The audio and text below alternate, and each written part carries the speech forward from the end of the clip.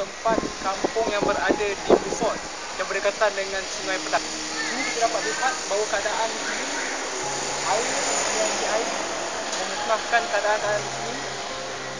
Inilah keadaan di sini. Oleh itu, sahabat-sahabat semua, mari kita sama-sama mendoakan untuk Beaufort dan juga mendema seikhlas hati kita untuk orang di sini.